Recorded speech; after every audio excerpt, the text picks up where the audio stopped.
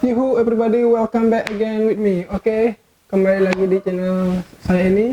Setelah sebelumnya saya merilis video bagaimana sih cara belajar bahasa Rusia yang baik, benar dan mudah.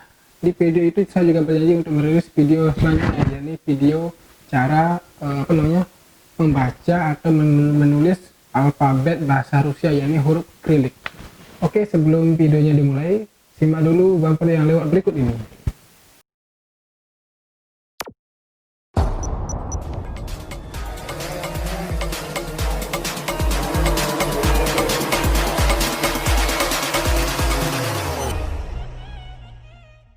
Oke, terima kasih sudah stay di video saya ini. Oke, tanpa perlu banyak omong dan tanpa perlu banyak opening, langsung saja saya mulai ya. Oke, alfabet Rusia terdiri dari 33 huruf, di mana 10 huruf vokal dan 21 lagi adalah huruf konsonan alias huruf mati. Dan atau salah satunya juga disebut sebagai semi konsonan. Satu tanda pelunak dan satu tanda pengeras. Oke, langsung saja simak di gambar berikut ini ya.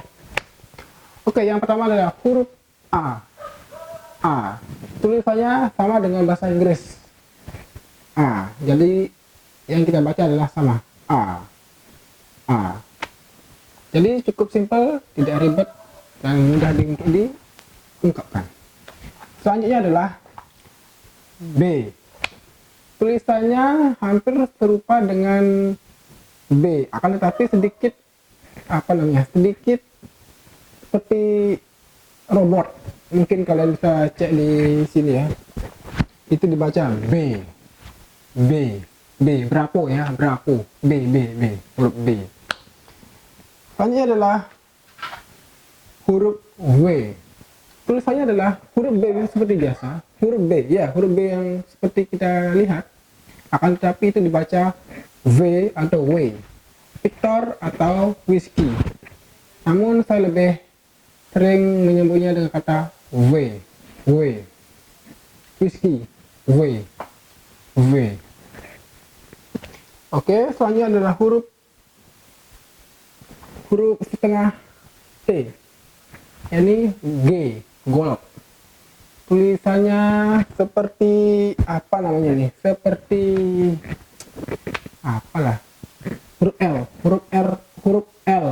huruf L terbalik. Jadi ini dibaca dengan huruf G, golok, golok. Oke, lanjut lagi. Ini adalah seperti bentuk rumah, seperti bentuk rumah. Ini dibaca D, delta, D. Jadi menulisnya pun cukup aneh ya, seperti rumah atau apalah kalian menyebutnya. Mungkin kalian lebih paham ya. Lanjut lagi, Y. Tulisannya adalah huruf E, huruf L besar, tapi itu dibaca Y, dan E, Y. Jadi seperti itu. Oke, lanjut lagi.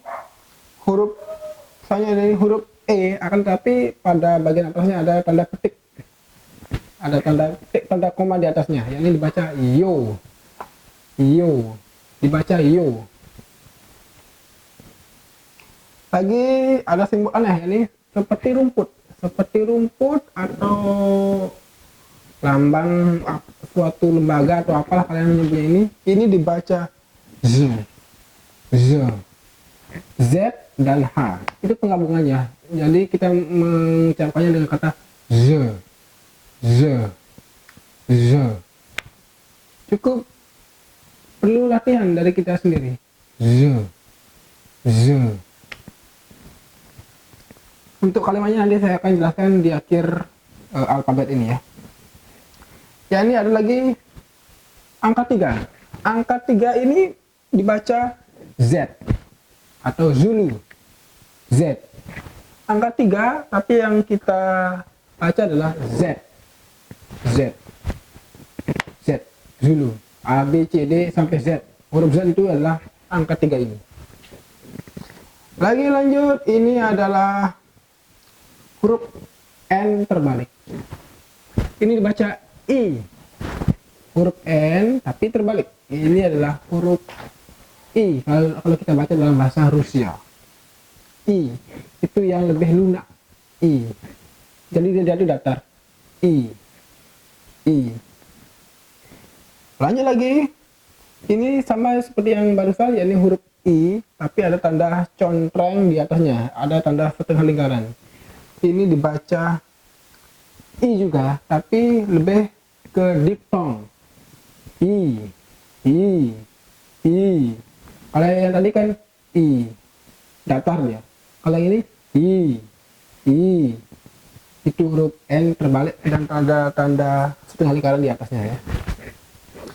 Oke, lanjut. Huruf hanya adalah huruf K. K tapi dibaca K.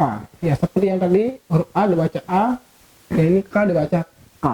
Jadi tidak rumit ya. Lagi ini simbolnya lagi, yakni ini dibaca dengan huruf L. Apa ini? Ini seperti apa ya nih? Kayak gelombang lautan atau bangunan, gedung, ini dibaca L. London. L, huruf L ya. Oke, lanjut. Selanjutnya adalah huruf M. Ini adalah huruf M, tapi yang kita baca adalah huruf M. Sama, jadi tidak ada perubahan ya. Oke, lanjut. Huruf H. Huruf H ini tidak dibaca H, akan tapi yang dibaca N alias November. Huruf H, tapi yang kita baca adalah huruf N. Jadi cukup membingungkan memang. Nanti saya akan jelaskan di akhir penjelasan paragraf di akhir alfabet ini ya. Lanjut adalah huruf O. Huruf O ini dibaca juga sama, yakni O, Oscar. Huruf O di Rusia tapi kita bacanya O juga ya. Oke, lanjut huruf apa namanya? Huruf seperti bangunan tapi tidak ada garis di bawahnya. Seperti persegi pendek ya. Ya mungkin seperti itulah. Ini dibaca P yang biasa, papa. Ini dibaca papa, P biasa ya. Cukup aneh yang huruf ini. Oke, lanjut. Ini dibaca R. Ini adalah huruf P dalam bahasa Inggris atau alfabet kita, akan tapi ini dibaca huruf R, Romeo. Ini dibaca huruf R ya, jadi cukup membingungkan ya. Tenang, jangan dulu sampai bingung. Bagi kalian silahkan di jeda video ini lalu dicatat ya, jika kalian masih bingung. Selanjutnya adalah huruf C. Huruf C di Rusia ini dibaca S, Sierra, S. Huruf C tapi dibaca S, Sierra. Oke, lanjut huruf T.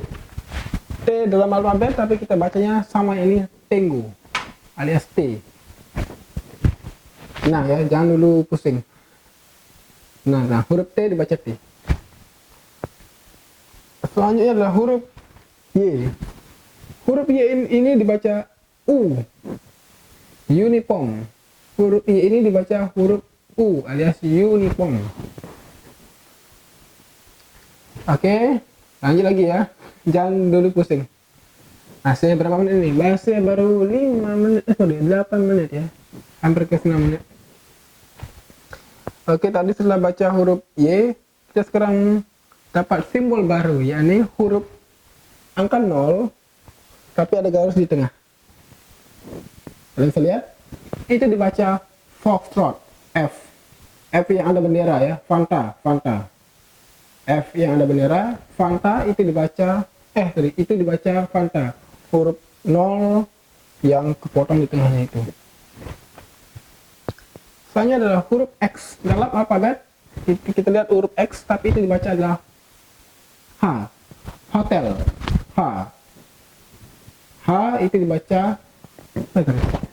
huruf X itu dibaca H ya, huruf X itu dibaca H, hotel. Lanjut, ini ada simbol aneh lagi, nampak seperti huruf U akan tetapi berekor. huruf U tapi berekor. Itu dibaca S. Penggabungan antara huruf T dan S. Huruf T dan S dibaca S. Cukup susah, tidak terlalu sih jika kalian mau belajar. Oke, ini dibaca T dan S. Lanjut, soalnya ini adalah hampir menyerupai huruf Y, akan tetapi ini dibaca penggabungan antara alfabet C dan H. Itu dibaca C dan H. Ya, ini seperti huruf Y, akan tapi bentuknya sedikit kaku ya. Oke, lanjut lagi. Ini seperti huruf W, akan tapi di setiap sudutnya tajam. Huruf W, tapi tajam di setiap ujung-ujungnya. Ini dibaca penggabungan antara huruf S dan H.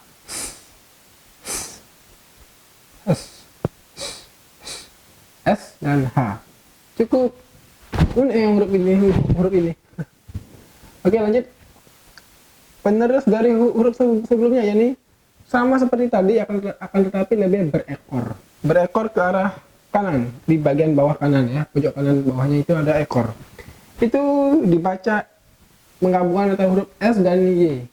Si, si, si, si, si. Ya, seperti itulah huruf S dan huruf Y. Si, si. Ada lagi tanda pengeras, yakni seperti apa nih, huruf B ada tanda not. Ya mungkin seperti itulah, tergantung bagaimana caranya kalian menilai ya. Ini sebagai tanda pengeras ya, alias high sign. Biasanya simbol ini diletakkan di bagian tengah sebuah kata, itu memberikan efek pengeras. Nanti saya akan jelaskan kalimatnya ya. Ada lagi simbol aneh lagi ya nih, huruf B kecil dan angka 1 di depannya. Itu dibaca E dan I. E dan I. Ini baca A. Oke, lanjut. Ada lagi tanda pelunak. Kalau yang tadi kan tanda pengeras, ini tanda pelunak. Huruf B, akan tetapi tidak ada not di atasnya. Ini merupakan tanda pelunak. Kalau yang tadi kan keras dia, karena ada tanda not di atasnya. Sedangkan ini tanda pelunak. Ada lagi huruf aneh, angka 3 terbalik. Ini dibaca eko. Huruf E kebalik. Huruf E lingkaran, ada garisnya di tengahnya. Lanjut lagi, sebuah huruf ya cukup aneh lagi. Ini dibaca U. Ada sebuah garis tengah lagi, ada 0 di depannya. Itu digabung. Itu dibaca U.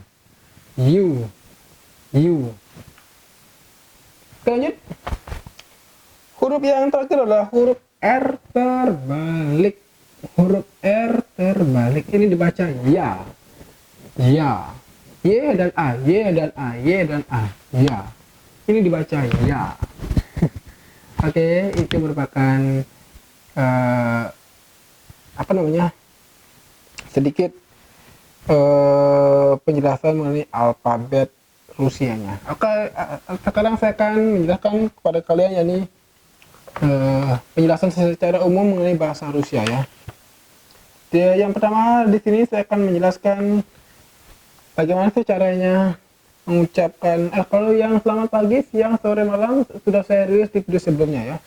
Di sini mungkin saya akan sedikit jelaskan ya, apa sih contoh-contoh kalimat yang biasanya orang lain gunakan di bahasa Rusia, dan mengapa sih bahasa Rusia itu dibilang bahasa paling sulit di dunia. Oke, mungkin di video kali ini saya akan menjelaskan alasan mengapa bahasa Rusia juga dibilang sulit bagi sebagian orang ya. Mungkin untuk contoh kalimatnya akan saya skip untuk di video berikutnya. Sekarang saya akan lanjutkan untuk video berikutnya ini, alasan mengapa orang lain menilai bahasa Rusia itu adalah bahasa paling sulit. Oke, saya akan membahas 4 alasan mengapa sih orang lain bilang bahasa Rusia itu sulit untuk dipelajari. Mungkin bagi pemula, mungkin baru melihat hurufnya saja sudah pusing nih. Tapi saya di sini akan juga menjelaskan 4 alasan mengapa bahasa Rusia sulit dipelajari. Jadi bagi kalian yang baru bilang lihat tulisannya saja sudah bikin pusing, ya itu juga sama. Dulunya saya juga begitu ya, akan tapi karena belajar dan belajar akhirnya saya bisa. Oke, nomor 1 alasan mengapa bahasa Rusia sulit dipelajari adalah hurufnya yang sangat asing. Ya, seperti yang tadi saya jelaskan ya. Mengapa sih bahasa Rusia itu sulit untuk dipelajari? Itu karena hurufnya yang beda. Seperti tadi yang saya jelaskan, yakni ada huruf R terbalik, ada huruf I dibaca U, ada huruf X dibaca H, ada huruf I dibaca U, huruf H dibaca N, huruf X dibaca H, dan simbol-simbol lainnya. Jadi itu adalah alasan yang cukup masuk akal. Jadi jika kalian bilang, oh bahasa Rusia sulit sekali nih karena hurufnya yang memang ribet, memang betul. Akan tetapi walaupun ada 33 huruf yang seperti itu, kita harus belajar karena kita tidak mungkin pandai atau pintar jika kita tidak mau belajar dan berusaha. Jadi itu adalah kunci yang sangat masuk akal bagi kalian jika ingin belajar.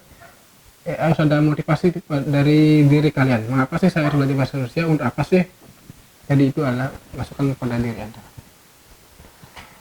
Oke, selanjutnya adalah alasan yang kedua. 6 macam kasus, betul. Di Rusia ada 6 macam predikat kata atau kamus dalam bahasa Rusia. Seperti kata jamak, kata tunggal, kata prasekata mendatang, prasekata masa lalu. Seperti gini misalnya. Seperti bahasa Rusia ini belajar, izuchayu, izuchat. Bahasa Rusia belajar adalah izuchat. Kalau saya membuat kalimat, saya akan belajar. Ya hacu izuchayu. Jadi ada perbedaan huruf di belakang. Itu namanya konjugasi. Jadi setiap kalimat itu dijelaskan kepada siapa kalimat itu dijelaskan dan untuk apa. Jadi ada perubahan di bagian belakang kalimat itu. Jadi itu yang merupakan salah satu alasan mengapa bahasa Rusia itu juga dibilang sulit. Jadi cukup masuk akal. Tapi kalau mau belajar pasti bisa, saya yakin. Oke, nomor 3 adalah kata kerja yang sulit. Ini juga yang betul, yang paling sering terjadi. Kata kerjanya memang banyak sekali di sini. Di bahasa Rusia itu lumayan sulit dibandingkan dengan bahasa Inggris yang dimana grammarnya tidak terlalu susah sekali ya. Kata kerja di Rusia juga itu bersifat perfektif, menandai aspek verba yang menggambarkan perbuatan selesai, sedangkan kata kerja imperfektif menandai aspek incomplete atau belum selesai atau berorientasi pada proses. Tak hanya itu, kata kerja gerak juga menjadi tantangan tersendiri bagi para pelajar karena ada banyak variasi kata kerja ini dalam bahasa Rusia. Itu merupakan kata-kata yang cukup cukup tidak terlalu membuat pusing sebenarnya. Selama kalian belajar pasti bisa, saya yakin. Dan yang terakhir adalah kata kerja gerak. Di kasus ini adalah dalam bahasa Rusia dikenal salah satu kategori khusus kata kerja yang digunakan untuk menggambarkan cara seseorang atau sesuatu bergerak.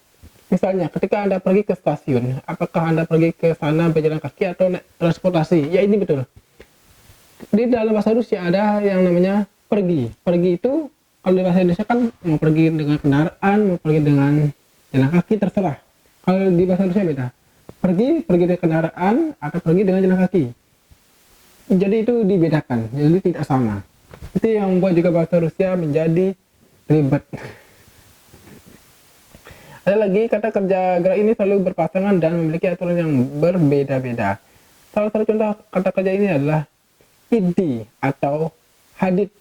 Keduanya sama-sama berarti pergi dengan berjalan kaki, atau ada lagi yang pergi dengan kendaraan. Jadi di mana kata itu diletakkan itu menyesuaikan dengan yang terjadi. Umpamanya saya akan pergi ke stasiun, apakah dengan jalan kaki atau dengan kendaraan itu juga dilihat. ada juga apa namanya itu perbedaan di belakangnya. Oke, sekian mungkin 4 hal itu mungkin yang menjadi alasan mengapa sih bahasa Rusia itu sulit untuk dipelajari bagi kalian. Oke, namun jika kalian ada semangat, motivasi, saya yakin kalian pasti akan bisa. Oke, semoga video ini bermanfaat bagi kalian semua. Jangan lupa like, share, serta subscribe di channel saya ini ya. Saya Wayan Wijana, bye bye.